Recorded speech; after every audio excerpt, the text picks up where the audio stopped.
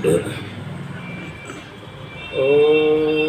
विश्वानिदेव सवितर्दूरितानि परासुवे यद्भद्रं तन्मे आसुवे।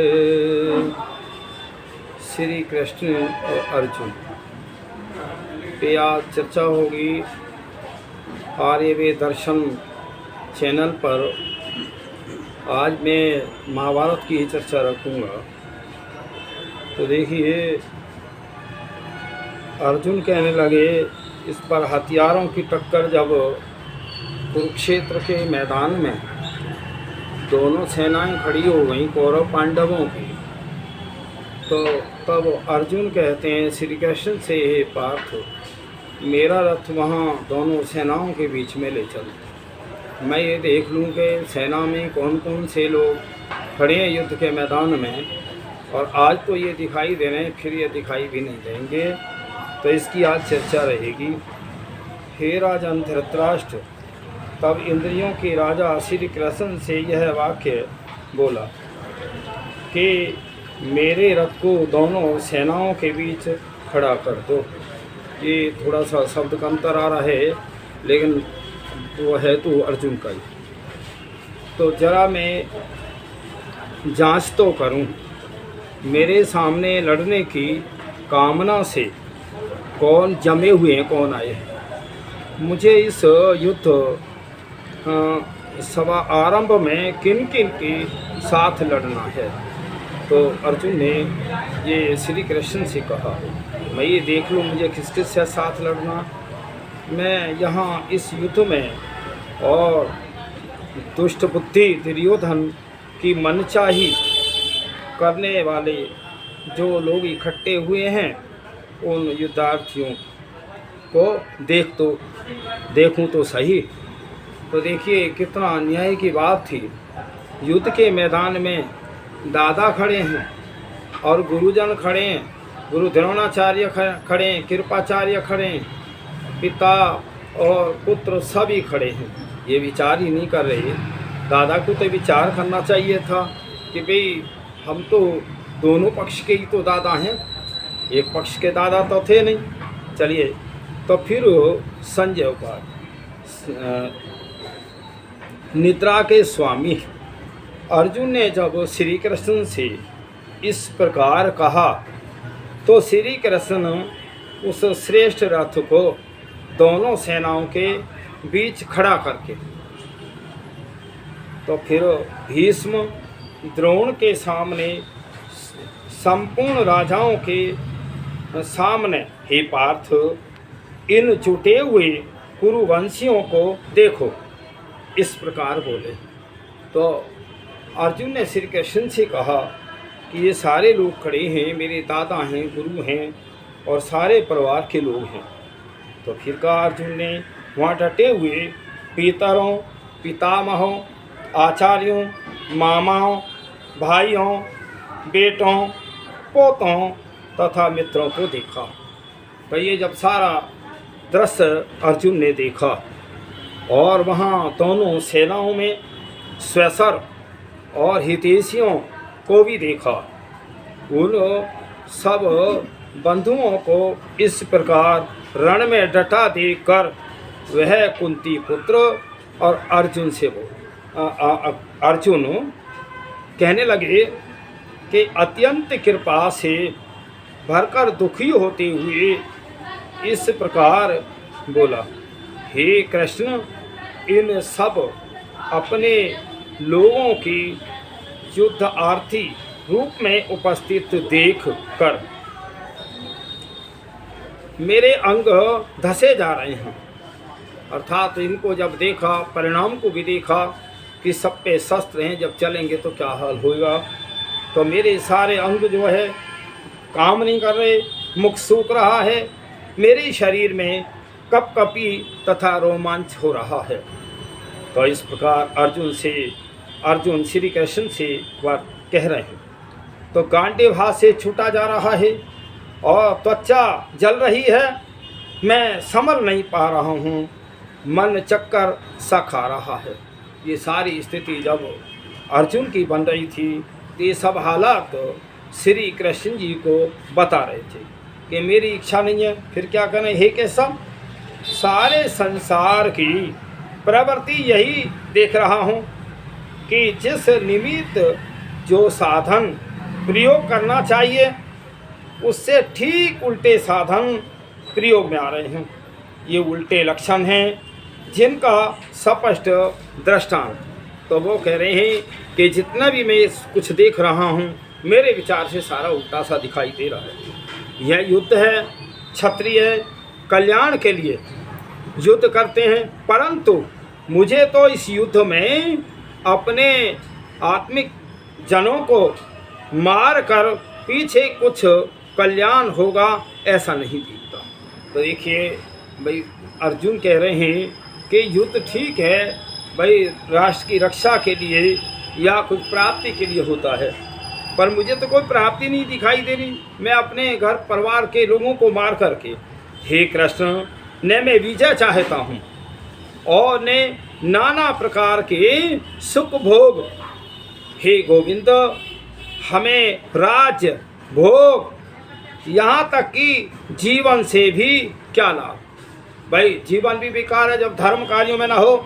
तो इसलिए ऐसी अर्जुन श्री कृष्ण से बातें कह रहे हैं जिनके लिए हमें राज्य भोग और सुखों की अभिलाषा है, और वे ही आज प्राण और धन विसर्जन करके युद्ध में डटे हुए हैं। तो जब ये सारे डटे हुए हैं, इनमें आचार्य भी हैं, पितर भी हैं। पितर कहते हैं जो हमारे बुजुर्ग सारे पितर होते हैं, भीष्म पितामह भी पितर हैं, और जितने मामा नाना चाचा ताऊ सब पितर हैं।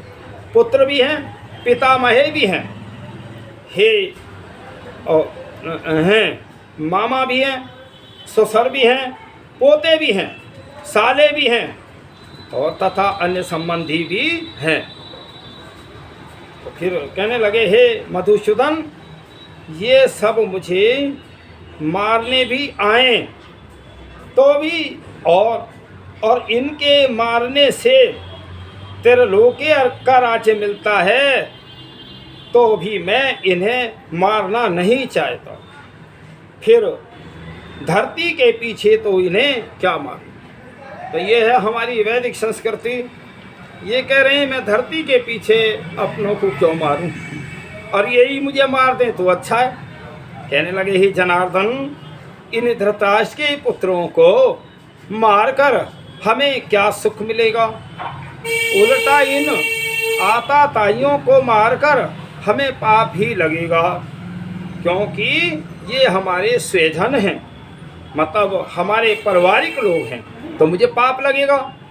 तो फिर इस पर इसीलिए हमें अपने बंधु धृतराष्ट्र पुत्रों को मारना उचित नहीं। हे माधव, भला अपने आत्मीय जनों को मारकर हम कैसे सुखी होंगे। तो इस यद्यपि लोभ ने इनकी चेतना मार दी है, इनकी बुद्धि खराब कर दी है, और इसीलिए ये लोग कुलक्ष से उत्पन्न होने वाले और दोष को तथा मित्र द्रोह के पातक को नहीं देखते हैं।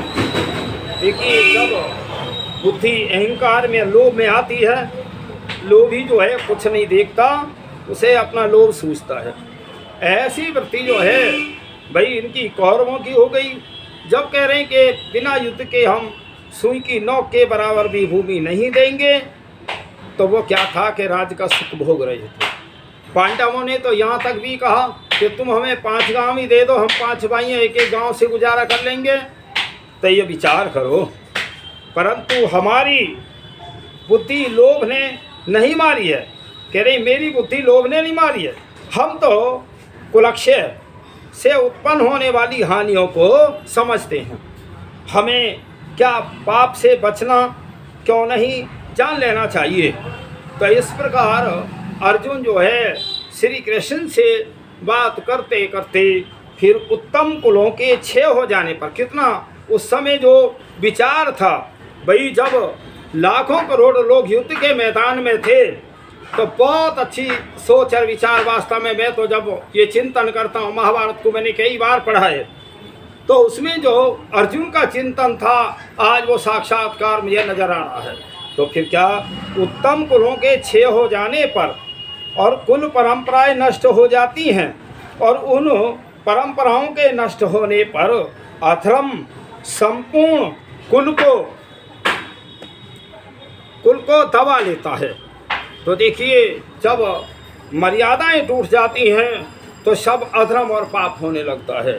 फिर का हर उत्तम कुल की कुछ पवित्र परंपराएं और एक न एक लोक कल्याणकारी संकल्प होता है, जो हर संकट में उन्हें बड़े से बड़ा बलिदान करने के लिए प्रेरित करता है। तो ये सब कुछ धर्म कहलाते हैं।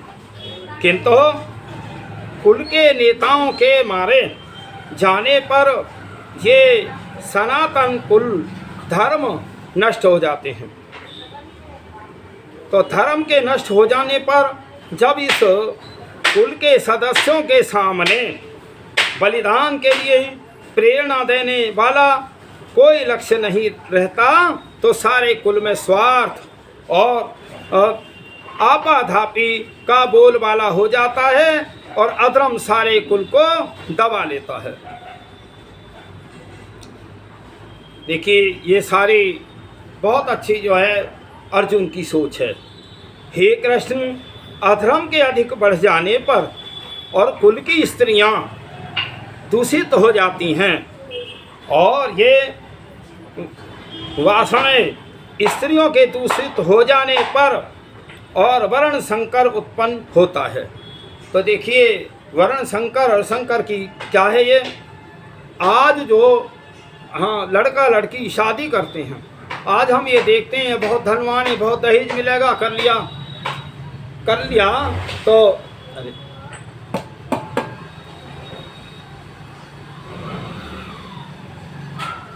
तो इस प्रकार कर लेते हैं।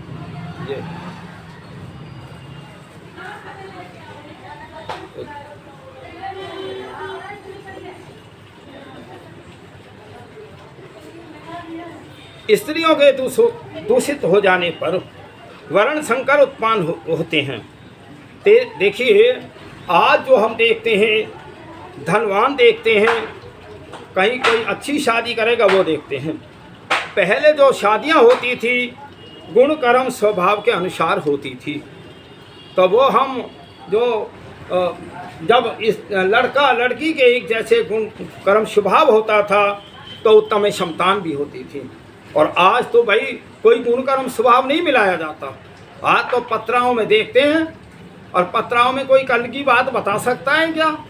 भाई वो कहते हैं कि पत्रा में गुण मिला रहे हैं। अरे मैंने कि गुण तो 1 मिनट में मिल जा, गुण का क्या है कि लड़की कितनी पढ़ी है, लड़का कितना पढ़ा है, लड़का की योग्यता क्या है, लड़की की योग्यता क्या, रंग रूप क्या है, लंबाई क्या है, यही तो मिलाना है और क्या है।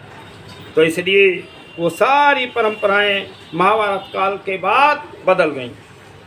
हे कृष्ण, इस संसार में धर्म तथा उच्च भावनाओं का अंतिम दुर्ग स्त्री हृदय है।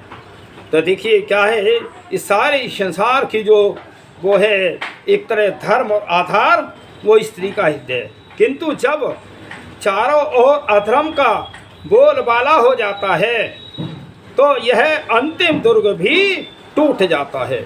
जब सब जगह पाप और अत्याचार बढ़ता है तो स्त्रियों की मर्यादाएं भी टूट जाती हैं। एक तो चुनाव का क्षेत्र संकुचित हो जाने से और विवाह भी गुण कर्म स्वभाव के अनुसार नहीं हो पाते, और गुप्त व्यभिचार भी बहुत फैल जाता है। तो चारों ओर स्त्रियों के दूषित हो जाने से ये वर्ण संकर फैल जाता है। तो इसलिए यही हुआ भाई। उस समय मैं तो जो अर्जुन की सोच थी वो बहुत अच्छी थी, उनका ये जो आंकलन था वो ठीक है। तो ये बाद में यही हुआ महाभारत काल के बाद में। तो मैं इसका जो बिगाड़ का जो महाभारत का भारतवर्ष का, और हम गुलाम क्यों हुए, ये कारण मैं बाद में कभी एक वीडियो में रखूँगा। तो जहाँ वर्ण संकर विवाह होता है तो अथवा व्यभिचार होता है तो वहाँ परस्पर गुण कर्म स्वभाव न मिलने से कुल नरक बन जाता है। कितना अच्छा है, आज तो भाई शादी बाद में होती है, पहले लड़का लड़की आप मिल लेते हैं। तो ये विचार करो, और इस प्रकार के कुल घाती और वह कुल जहाँ इस प्रकार के लोग हों, नरक जीवन बनाने के लिए ही साधन करते हैं। और जब युद्ध में जवान लोग मर जाते हैं तो बूढ़े लोगों को आपातकाल में वानप्रस्थ आश्रम छोड़कर और घर संभालना पड़ता है। कितनी बढ़िया सोच थी उस समय अर्जुन की। तथा जीवन भर की सैनिक वृत्ति छोड़कर लकड़ियों का टाल खोलने जैसा कार्य करना पड़ता है। तो इस प्रकार से वर्ण और आश्रम दोनों ओर से पतित होते हैं, क्योंकि इन बूढ़ों और छोटे बच्चों को पिंड तथा उदक मतलब एक तरह खाना अर्थात अन्न और जल देने वाला कोई नहीं रहता। जब कोई नहीं रहता, जवान चले जाते हैं, तो तब जो है इन बूढ़ों को संभालना पड़ता है। इस प्रकार के वर्ण संकर उत्पन्न करने वाले कुलघाती लोगों को के दोष से शाश्वत जाति धर्म और कुल नष्ट भ्रष्ट हो जाते हैं। तो कितनी बहुत अच्छी हमारे महापुरुषों को बहुत आगे वो सोचती थी कि लड़ाई का जो परिणाम है वो अच्छा नहीं होता। फिर कहते हैं, हे जनार्दन, हम आप तो जनों से यह सुनते चले आए हैं कि जिन मनुष्यों के कुल धर्म नष्ट हो जाते हैं, वे मनुष्य समाज चाहे वे जाति रूप में हों या राष्ट्र रूप में, उन सब जातियों और राष्ट्रों का जीवन सदा दुखमय होने के कारण उनका सदा नरक में वास होता है। जब मर्यादाएं टूट जाएंगी और वो सारा सिस्टम बिगड़ जाएगा, तो फिर मनुष्य तो उसमें दुखों में आएगा ही। दुख का नाम ही नरक है। अहो हंत, हम बड़ा भारी पाप करने पर उतारू हो गए हैं, जो राजसुख के लोभ से अपने आत्मीय जनों को मारने के लिए तैयार हो गए हैं। तो देखिए, यदि प्रतिकाहीन शस्त्र रहित मुझे हाथों में शस्त्र धारण किए हुए धृतराष्ट्र के पुत्र रण क्षेत्र में मार दें तो मेरा अधिक कल्याण होगा। तो मुझे यह संतोष होगा कि मेरे स्वजन हत्या नहीं की है। तो इसलिए इस प्रकार कहकर शोक से व्याकुल मन वाला अर्जुन और युद्ध में बाण सहित धनुष का विसर्जन करके रथ की गोद में बैठ गया और फिर कहने लगा, मैं युद्ध नहीं करूंगा। तो देखिए, एक बात यहाँ आती है, ये प्रथम अध्याय था, अभी द्वितीय अध्याय में आया है कि अर्जुन की कौन सा भाव युद्ध से रोक रहा था। इसको जाने बिना हम दूसरे अध्याय के महत्व को नहीं समझ सकते। तो वह भाव था स्वजन प्रेम प्रथम अध्याय में, और वह कहता है कि हे कृष्ण, मेरे स्वजन युजुत्सु होकर उपस्थित हुए हैं, इन्हें देखकर मेरी गात्र जो शरीर है और धस रहे हैं। और फिर मैं वही बात कही कि यहाँ फिर जिनके लिए हमें राज्य भोग और सुख प्यारे हैं, वे आचार्य और पितर पुत्र, अर्थात इसमें फिर स्वबांधव और स्वजन शब्द आए हैं। तो फिर आगे कुल घनों का नरकवास बताया है। फिर कहा है कि यहाँ तक कह दिया कि स्वजन आताताई हों, तब भी उनके मारने में कुछ आनंद नहीं, उल्टा पाप ही लगता है। कितना बढ़िया अर्जुन की जो नीति है, इस समय वो एक साधना योग उसमें है। कह रहे हैं कि अगर अपने जन आताताई भी हों तब भी वो मारने में वो ठीक नहीं है। इससे स्पष्ट है कि अर्जुन की दृष्टि में छात्र धर्म का मारिया में गुटी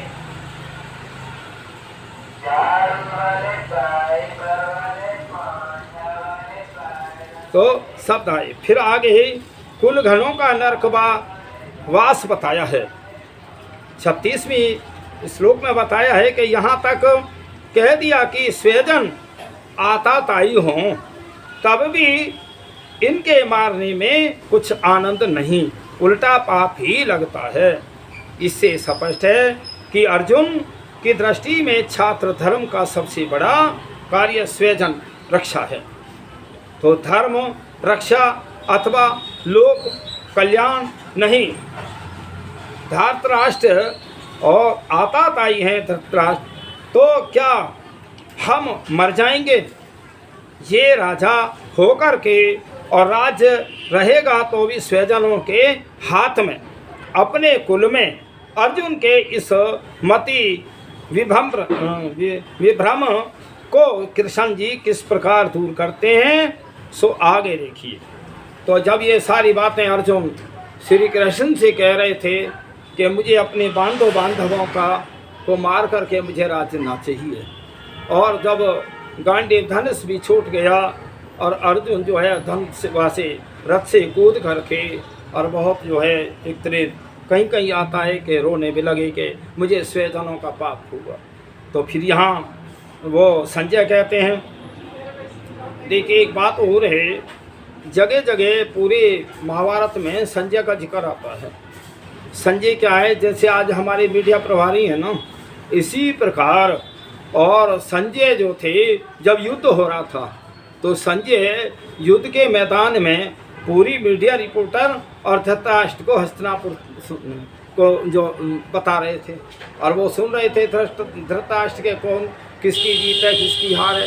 तो ये संजय बता रहे थे, ये संजय जो हमारे पत्रकार हैं, मीडिया है, ये है। और एक बात सुनो, उस समय भी तार विद्या थी भाई। लगभग मैं एक दिन हस्तिनापुर से कुरुक्षेत्र गया तो मैं लगभग 200 किलोमीटर से ज़्यादा दूरी है, तो इसलिए वो सारी क्या थी, वो सब तार विद्या ही तो थी। आज भी हम फोन से सारे विश्व में मेरी खबरें जा रही हैं। तो इसी प्रकार तार विद्या तब भी थी, साइंस तब भी थी। तो फिर कहने लगे, संजय कहने लगे, उस कृपा के दबाए हुए स्वजन प्रेम के मारे नीचे धंसते हुए अश्रुपूर्ण आंसू आ रहे हैं। व्याकुल नेत्र वाले अर्जुन को मधुसूदन कृष्ण यह वाक्य बोले। तो श्री कृष्ण क्या कहने लगे कि हे अर्जुन, यह अनारियों को प्यारी परम दुखदायक और अकीर्ति करने वाली बेहोशी इस बेढंगे अवसर पर और तुझ पर कैसे आ चढ़ी। तो ये कह रहे हैं कि ये तुझे एक तरह बेढंगी और दुखदाई या कायरता की बातें तेरे में कैसे आ गई। फिर कहा, विशेष पुरुषों के 3 अंकुश होते हैं। सर्वप्रथम आत्मगिलानी, जो आज भी हत्या करते हैं कि आत्मगिलानी। तो फिर प्रभु के दंड का भय। तीसरा लोक लज्जा पर, और यह कर्म तो अनार्य जुष्ट आत्मगिलानी भय रहित ऐश्वर्य और प्रभु दंड भय रहित और अकीर्ति कर लोक निंदा भय रहित है। ऐसी बात तू होश में तो कर नहीं सकता, तो फिर रण क्षेत्र में यह कैसी बेढंगी बेहोशी। तो जब ये सारा नीति की बातें और श्री कृष्ण जी अर्जुन को बता रहे हैं, फिर कह रहे, ये अर्जुन नपुंसकता मत पकड़, और यह रूप तेरे साथ मेल नहीं खाता। हे परतंत्र, इस शूद्र हृदय को दुर्बलता को छोड़कर और खड़ा हो जा। तो परंतु अर्जुन पर तो स्वजन घात और उनमें भी गुरु घात का भूत सवार था कि भाई गुरु भी मारे जाएंगे, दादा भी मारे जाएंगे। भीष्म में दोनों ही गुण थे और द्रोणाचार्य यद्यपि पहले गुरुजन थे, परंतु अर्जुन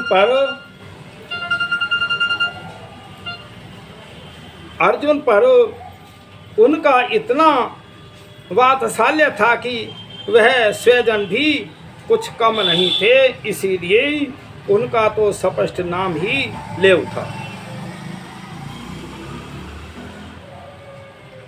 तो देखिए, हे मधुसूदन, हे अरिसूदन कृष्ण, इस युद्ध में मैं पूजा के योग्य भीष्म और द्रोण इन दोनों के सामने कैसे बाण प्रहार से लड़ने डटूंगा। तो इसलिए वो सारा स्वजन ही वो था भाई।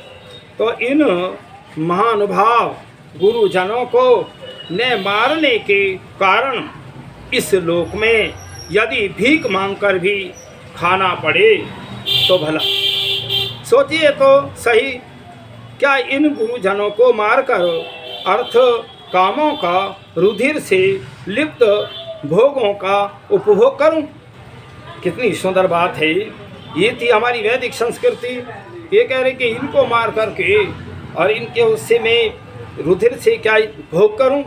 तो कभी इस लोक में निश्चित विजय लाभ दिखे तो मनुष्य प्रलोभनवश ही कोई भूल कर बैठे, पर यहाँ तो हम में से कौन अधिक बलवान है, हम उन्हें जीतेंगे व वे हमें जीतेंगे।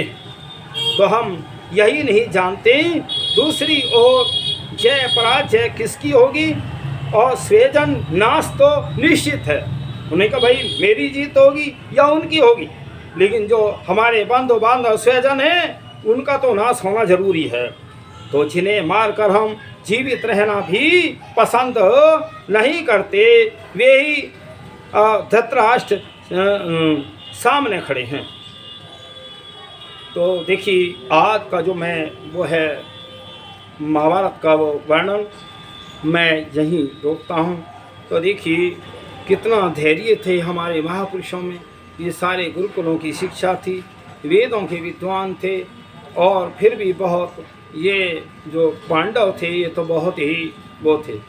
एक बार इन कौरवों को घेर लिया, एक और राजा थे उनने बंदी बना लिया, फिर वो फिर भी जो है बंदी बना के धर्मयुधिष्ठिर ने उनकी मदद की।